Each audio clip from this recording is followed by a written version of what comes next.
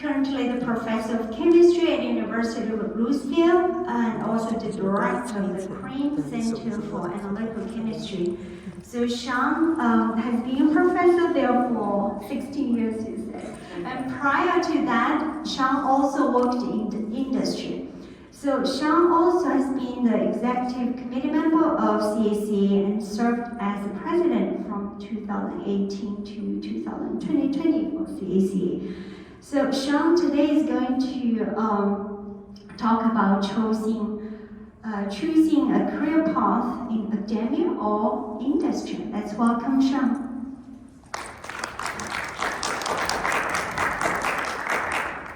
Thanks for your nice introduction, and thanks everyone for coming to this session. As said, the title of my talk is Choosing a Career Path in Academia or Industry.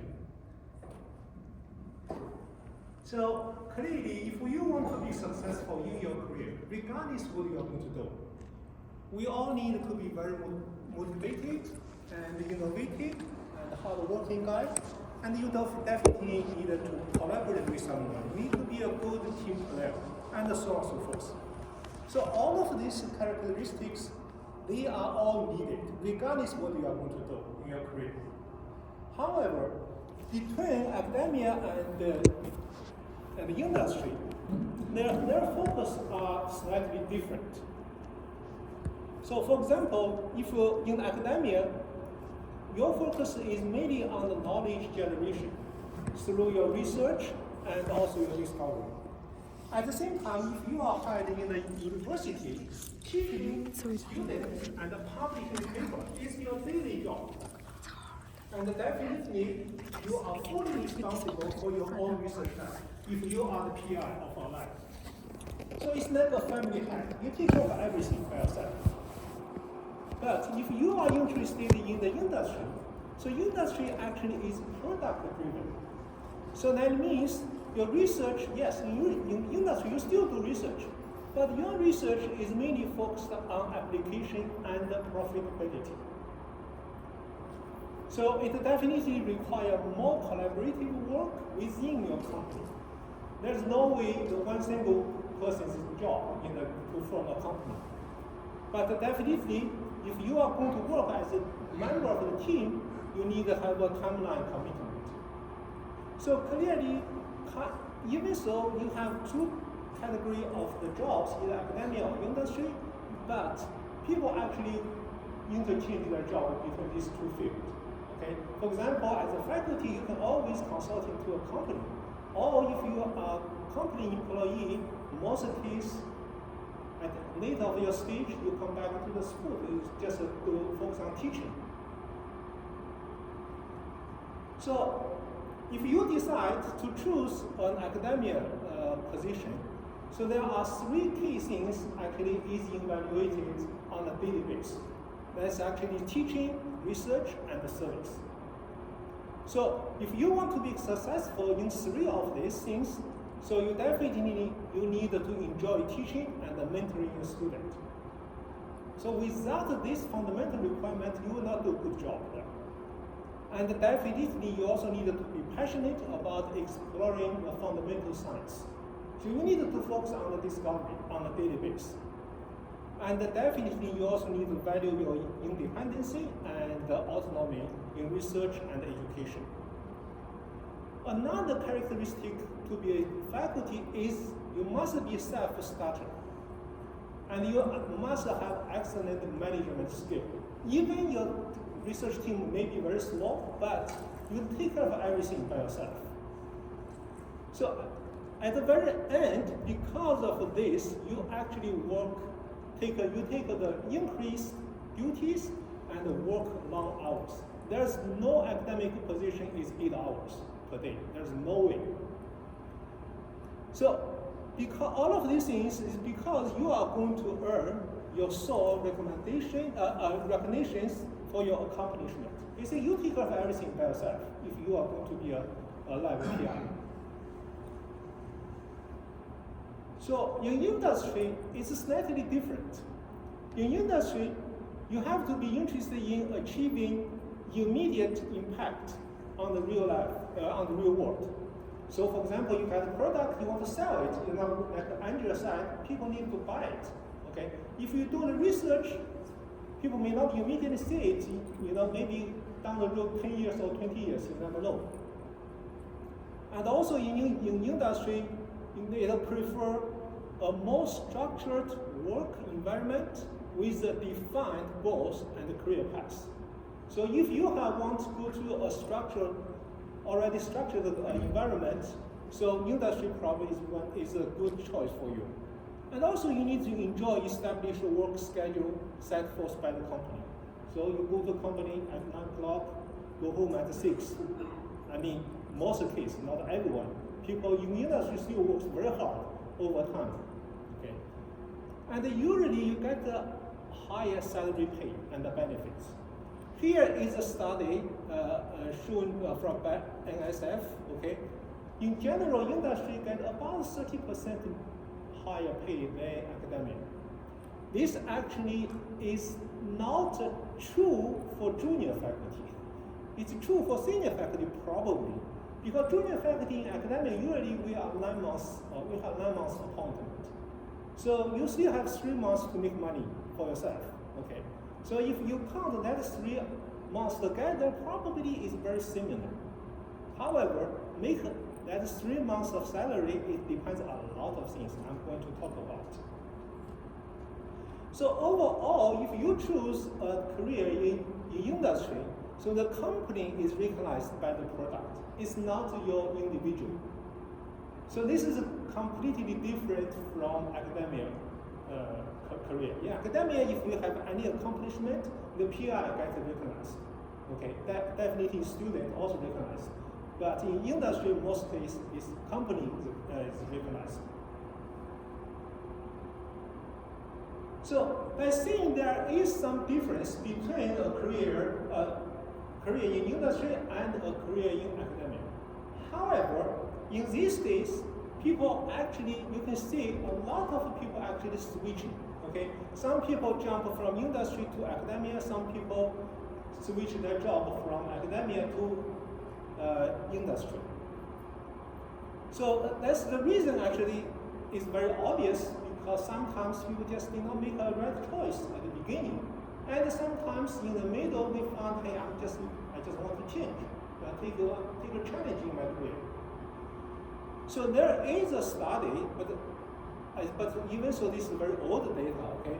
However, this study actually showed if you are associate or the full professors, most cases, 90 to 92% cases, you will retire in the same institute. But if you are a junior faculty or assistant professor, there are about 84 to 86% chance you will get a tenure and stay in that institute. So regardless, okay, in today's market, the career change between industry and academia is quite often. Myself is an example. I worked in industry for 3 years, and then I decided to go back and do academic. So then I'm there. Look at my hair, you see I'm an older guy already in the academic field. Okay? So academia actually is very interesting. Okay? Especially for the young student, the academia now actually welcomes the applicants with industry experience. The reason is very obvious, because you guys work in industry, you already see the big picture, okay? From the idea to the product, from beginning to the end. Most case for graduate students, we all got a PhD, right? After PhD, you just know your all projects. It's a very narrow field. But if you work in industry, even your job is just one part of the entire pipeline, but you see the big picture. So that's why in academia now, people actually realize that they actually prefer to hire people with industry experience, even only 2 or 3 years. That's a big help. And another thing, in today's research, most cases we said the PI take care of everything in the lab, which is true. But collaboration is the way to success in long term. You can get your RO1, it's 5 years, from NIH or NSF grant 3 years, you never can guarantee you will get another one, okay, after these 5 years or 3 years. So that's why, yes, you have your individual grant, you also need to collaborate with others. So that's why, the academia at this moment, they prefer people have industry experience and then join the team.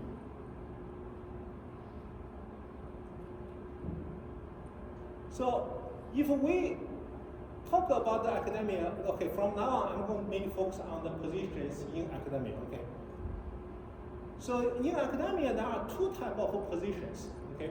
One is called hard money funded position, another one is soft money funded position. The hard money funded position is, that means the money comes from university, okay? The university, the money comes from student tuition or the state, okay, if the state, or from donation if it's a private school.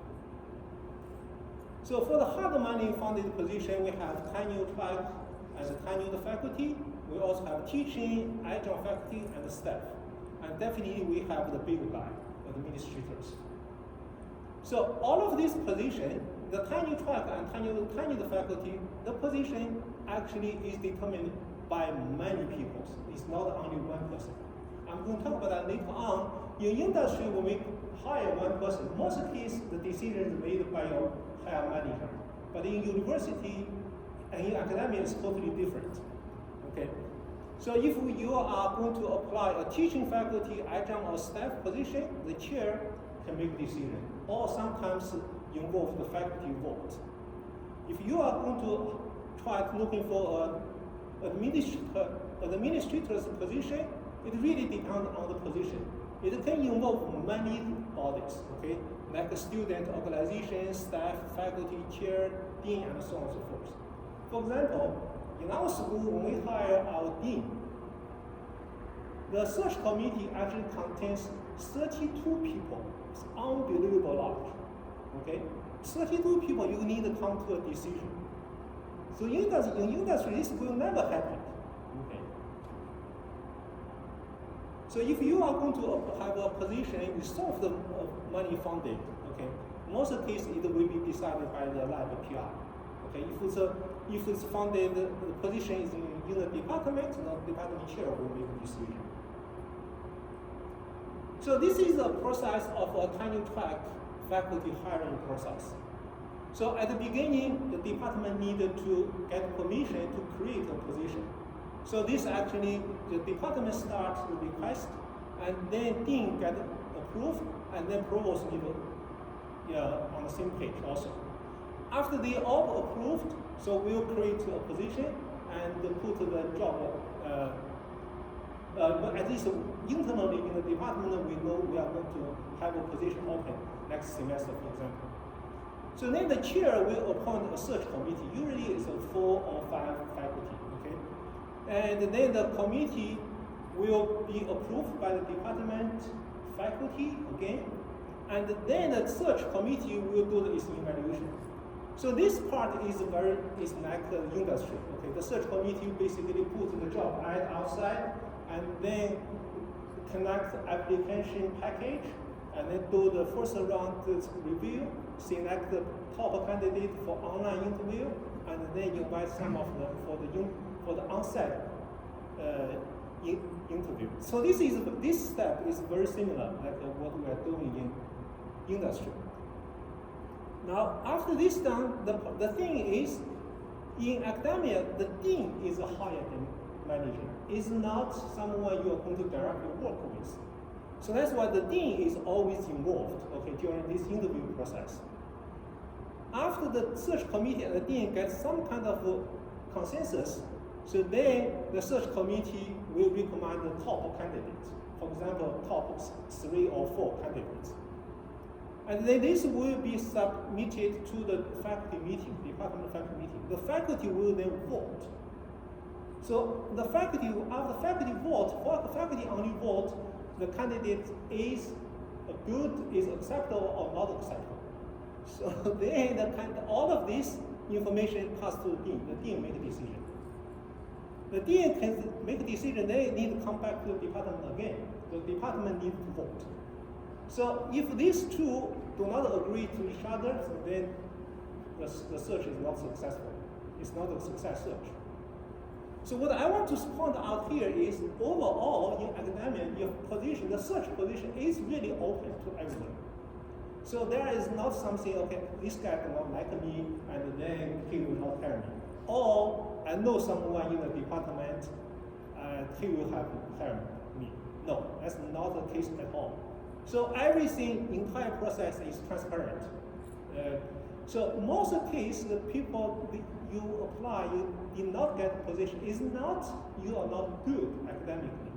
It's most of the case there is a match between the environment and yourself. For example, if you graduate from very top university and you come to my school, ask, I expect I'm going to have a group, I need 10 students in the first 2 years. If you are really demanding on that, and you think you are very ambitious, which is good, but you will not be selected by my department because we cannot supply 10 students for you. So it's just a match. It's really do nothing about your academic capabilities.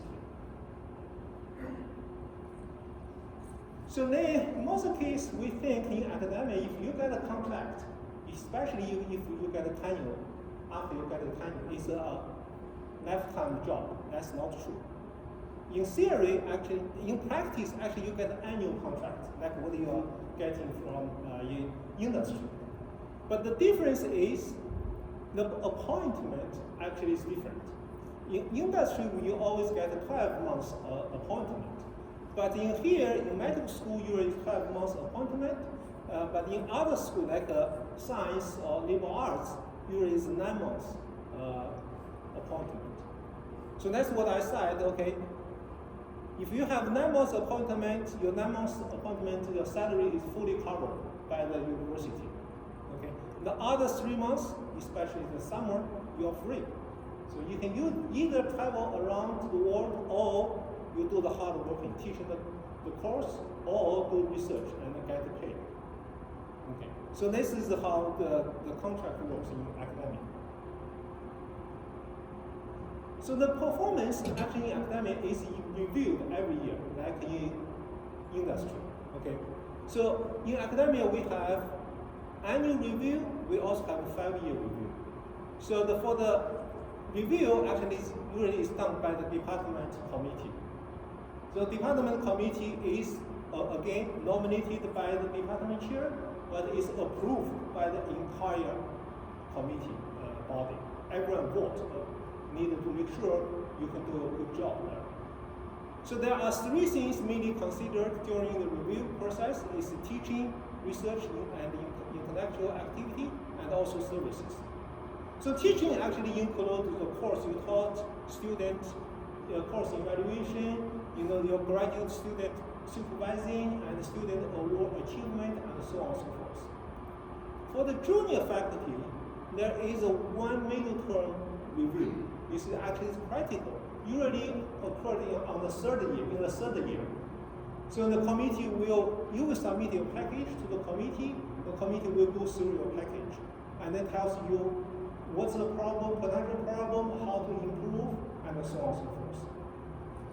Which is a very good process to help the junior faculty. So for the annual review, again, as I said, for the annual review, they mainly focus on 3 things: teaching, research activity, and also the services. Okay, so the review process actually is quite complex. So this is, you can say this is a good thing or bad thing. It depends on how you are going to view it. So the faculty will submit their review package, basically include all of these 3 things. Actually, we call it the annual review. Actually, the material you covered in here is 3 years of job. So the reason you do, instead of review only 1 year's the performance is here is we try to do the average. Because in 1 year you can do very good, 2nd year you may not do good. Okay. So that's why the material is always 3 years. So after faculty submitted review package, the department personnel committee goes through it and then rank everyone's performance go to these 4 categories. and then submit the recommendation to the chair, and the chair will have his own recommendation. The chair's recommendation can be completely different from personal committee's recommendation. And after that, all package submitted to the college personnel committee and then dean's decision. It's very interesting. In every single step, the faculty can rebut at any stage of the review process. But that rebut does not change the decision. Okay? If you put into your package, it will have the next level to review. So that's how it works. So the promotion definitely is a key, especially to get tenure in academia. So the promotion actually is quite complicated. As we all know, most of the cases, in 5 years, you get an assistant professorship, and in 5 years, you will apply for tenure or under the promotion. Okay. But most of the case, sometimes if you are doing very good, so you can get an early promotion in 2 years or 3 years. It depends on how your job is viewed by your colleague. So in terms of the promotion, the first is the department chair will nominate you for promotion. This is actually very important. If you do not have good relationship with the chair, your chair can postpone you 1 year. That's his right, okay? And then you submit your application package, okay, to the committee. The personnel committee will go through it and make a recommendation. And then the entire department faculty will vote to give you tenure or not, okay? And all of this, the chair will sum all of these things together and put all of this into his recommendation. Again, his recommendation will not affect the result in here at all. And all of this material pass to the college level. So the college level, the personnel committee will review it and then pass to the dean's recommendation. And the dean make a decision, then go to the provost. Most of the case, 99% chance, as long as you pass the dean's recommendation, and then provost and the board of trustees just approve it. Okay. So that's why most cases just wait until you get the dean's recommendation letter. Most likely you will get the tenure. So the key in academia, especially the R1 research institute, is the research and the teaching. So the good thing in academia is academic freedom. So you are free to choose anything you are interested to do and interested to talk. Okay? That's a good thing. And also the most important thing is you work with young students every day. So you can see we all were young before, at least I was young before, many years ago. Right? So when you work with a student, you can see they always have creative ideas. And also they are very motivated and very energetic. Okay? It's amazing, you will see your student, regardless their background, after 5 years, after they get the PhD, you immediately feel so proud of yourself. You see, this case in my school, in my lab, when he joined me, or when she joined me, you still remember everything at the first moment. But 5 years, get a PhD, they will start leading a team. That's a very good thing to be a professor. Okay? Another thing, good thing about the professorship is the freedom of the schedule. When you teach the course, definitely you have to show up, right? But other than that, you are free of everything. You are free to control your time. So you don't need no one will come ask you, hey, you have to come to the lab at 8 o'clock or 7 o'clock. No one. So that's a very good thing. But within that, by saying that, there are other things comes behind it. So a research lab basically is a mini version of the company. Even you just have 5 or 10 or 20 students, that's a company from the perspective of a faculty, okay? So as faculty, you have an ownership of everything in your program, but at the same time, you also have ownership of the problems. You need to solve all of the problems by yourself. So the most case, actually the problems comes from funding, especially in these days. Okay, if you cannot get the extramural funding, you are in a very bad shape. But the industry is the same, like Andrew just said. Okay, especially for the startup company, you need to foresee when you need the funding. Okay, here is the same thing. Okay, but all of the pressure comes to your one person, which is the PR in the lab. In company, you may have a management team, right? In industry, in academia, it's just yourself. So you have a constant pressure. At the very end, okay, mostly you do not have weekend at all, especially when you're fighting for your tenure. After you get a tenure, some people just relax, say, hey, I'm not going to do research. I just focus on teaching, which is fine. So there are some of my colleagues doing that, not in my department, in other departments. After they get the tenure, they immediately stop the research and just focus on teaching, which is good. There's nothing wrong there. But that's not what the tenure means. The tenure means the university still want you to keep going forward, to get the funding, to do the research. But that's your right, your choice, okay?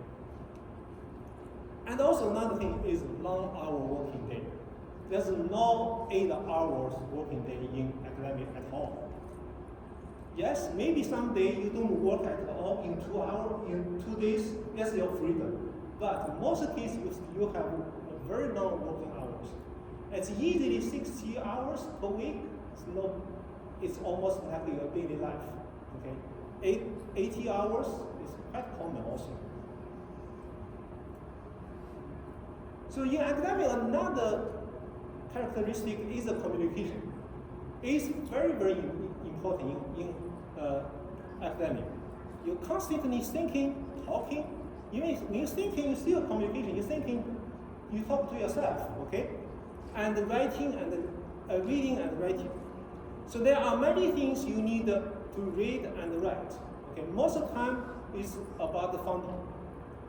Writing is a big challenge in academia. So you're basically writing every day.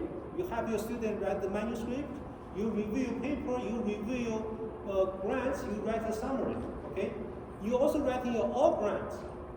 So writing is a big thing. When I look at that, based on my observation, writing, most of the people feel to get the tenure is because of writing. You need to get a writing habit. Okay? And then for the research funding is another thing. Research funding is, that's what I said, is writing is very important. You have to write your research proposal. So in research proposal, this is NCI. The funding is about 10% up. So that means if you write 10 proposals, on average, you only get 1 funded. Okay. So you get 1 funded. So that means, however, you are competing with everyone. So that's quite challenging. And for the tenure achievement, it's not that bad that people generally think.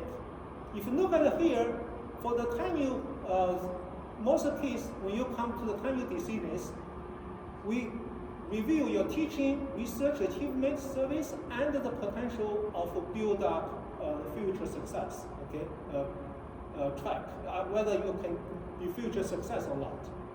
So the most of the case, when you look at all of these things, the faculty fail to achieve the tenure is a huge loss to the department, college, and university. It's not your colleague does not like you, okay? We all want you to be successful. It's just somehow, for whatever reason, you did not meet the criteria.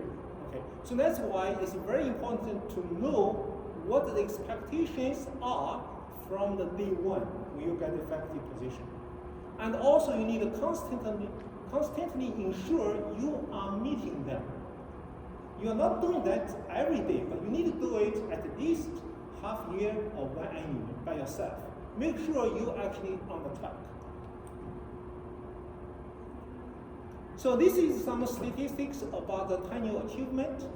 So if you look at here, most of the case is about 64% people will get their tenure. And some universities, especially this one, California State University, they are R2 university, almost everyone get a tenure. So if you look at here, so the tenure academic achievement is not really the main stumbling block for junior faculty. Actually, the key is you need to get a faculty position. You get a faculty position, here, usually if you get one job advertisement, at least in my school, we either get 100 applications. That means you are 1%. Okay, so getting job here is more difficult than achieving tenure. As long as you get a tenure, you do your job, you should be, as long as you get the position, do the job, you should get a tenure. So to summarize what I talked today, basically the choice of academia or industry career is completely a personal choice, okay? And the pros and the cons are also unique to individual. To you is a pro, to other people maybe the cons, okay? And also you can always change your academia and industry position at any stage of your career. At the very end, we all will change our jobs. In industry, you change your job 2 to 4 years. In academia, we also change our job. So everyone just need to be, open-minded and also embrace the change, especially the junior faculty or the young scientist. The open mind and the embrace change is very, very important in your career success. Okay? I think that's all of my talk. Thanks, everyone.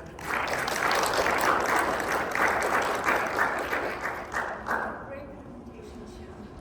Very helpful with lots of insights to become effective. Yeah.